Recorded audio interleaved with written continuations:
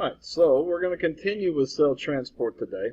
We are looking at how things move in and out of that cell membrane. So we have several different ways this happens.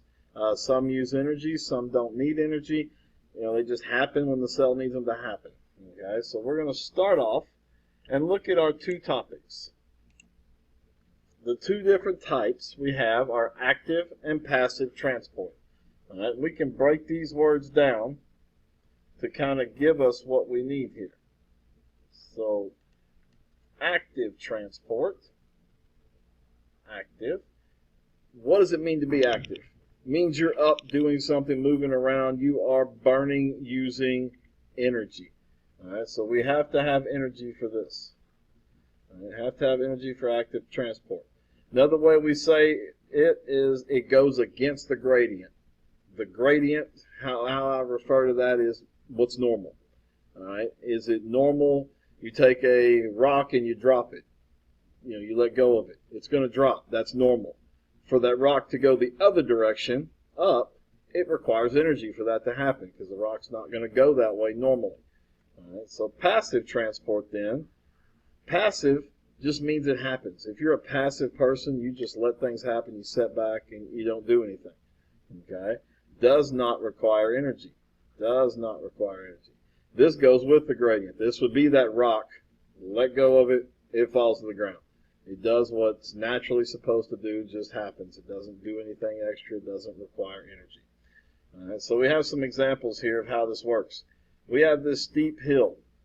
We need to get all of these, we'll call them little boulders, up this hill. We got to move them up the hill. Is it going to take energy to do that? Yeah, because you're going against gravity here. You're going against the gradient, so it's going to take energy. And there's our energy. And remember from the last unit, that is ATP. That's our energy. Okay. So passive then, we got the same hill, but now we're going to take all these boulders and we're going to send them down the hill. Well, do we have to do anything? Yeah, a big old rock, round rock, and we let it go. It's going to go down that hill on its own. It's going to go without us applying any extra energy to it. All right. We call that going low to high. So we have low to high and high to low. All right. Active transport, low to high, against the gradient. Passive transport, high to low, with the gradient. Okay. So here's a couple more examples. Like I said, the boulders. We have this guy up here, this little guy standing right up here. He's got this big old rock up here. He needs to get it to the bottom of the hill. He just nudges it a little bit, and guess what? Boom, it's gone. It's going to take, gravity takes over, pushes that rock down the hill. Did he have to apply any force to it? No, it goes on its own. That's passive transport. All right. Now, this poor guy right here was at the bottom of the hill down here, and he has to take the rock back up the hill. Well, he's going to have some energy. He's going to have to do some work because he's got to push that rock back up that hill. That's going against the gradient, against the flow. You got to put forth some energy to do that. Okay. All right. So passive transport. Here's our passive transport types. We have three types of passive transport. First one is diffusion. Okay, so we have diffusion right here.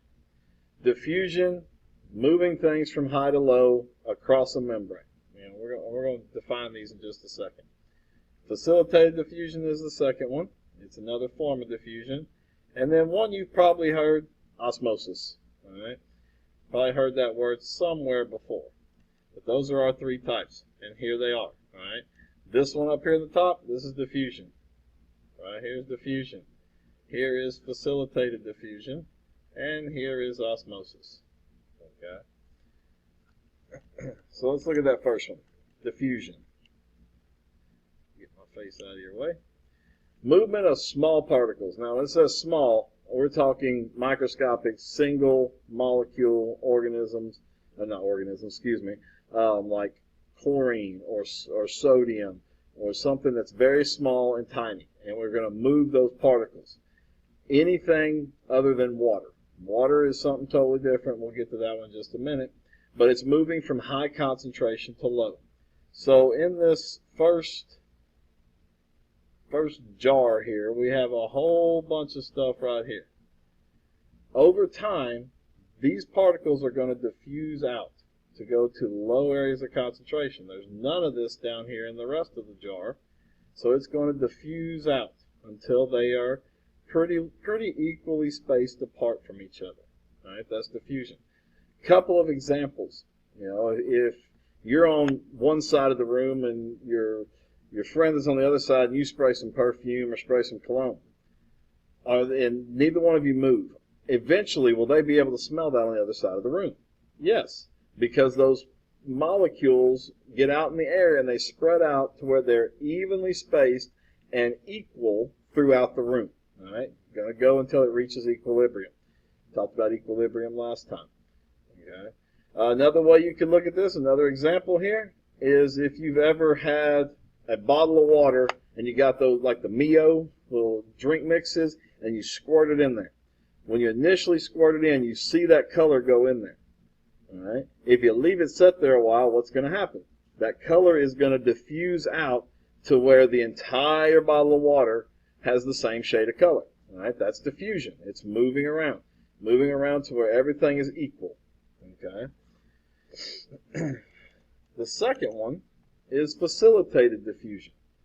Facilitated diffusion are large particles moving from high to low. All right, so once again, we're in passive, high concentration to low concentration.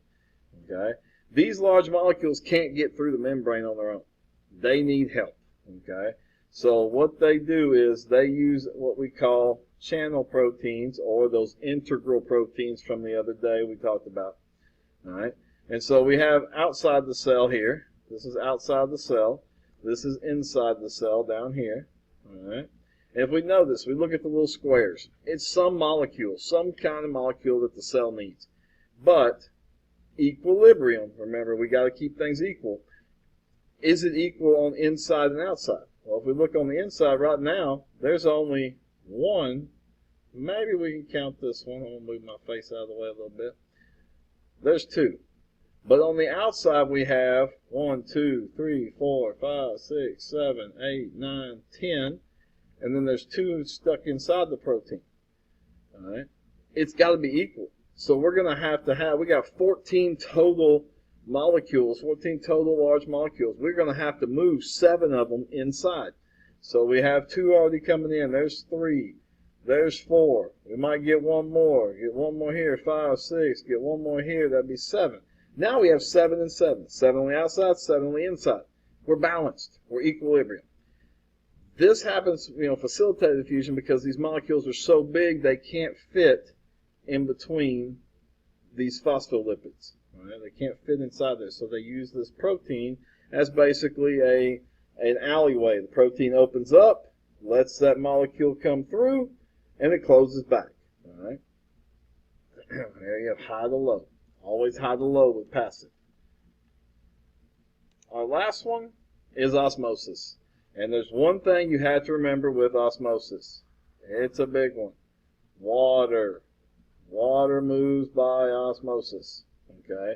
Always, always, always, always. Water moves by osmosis. That's what we have to keep in our heads. Get that in there.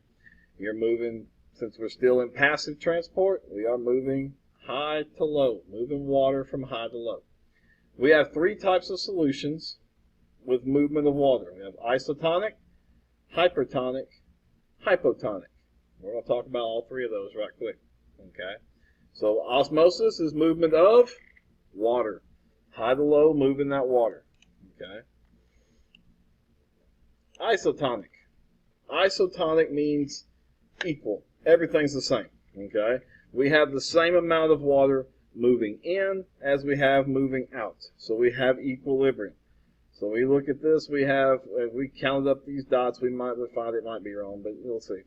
We have water molecules moving out, we have water molecule moving in. We have water molecule moving in, we got water molecule moving out. The same amount moving in as moving out. That's isotonic.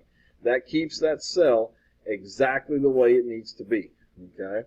Moving in and out at the exact same rate. So iso means same. All right? Isotonic right here. Oops. Ooh, pen kind of took over there. Isotonic means same.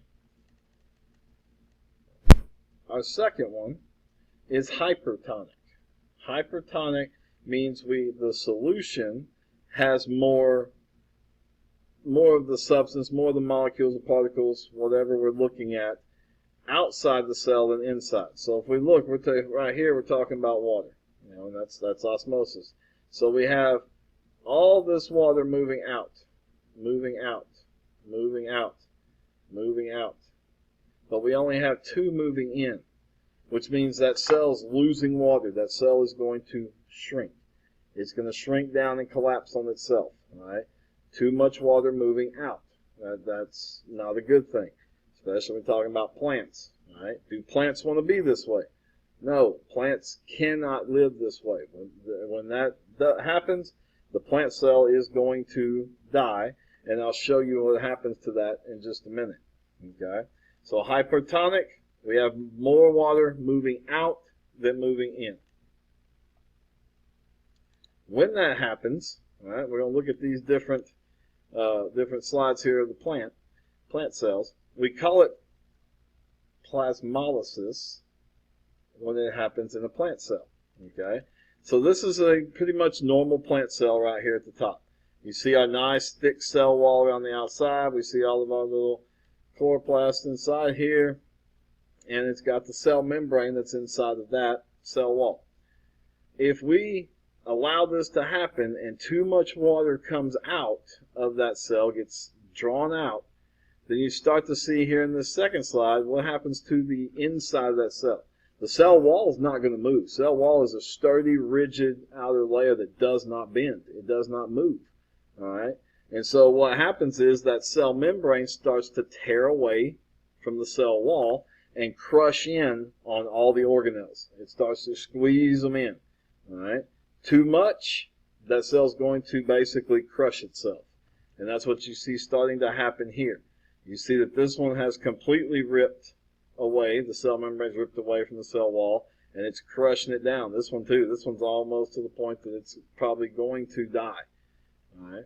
Is it okay if a couple cells die? Yeah. Your body, plants, we all replace cells on a daily, minute-by-minute basis. We replace cells. Okay?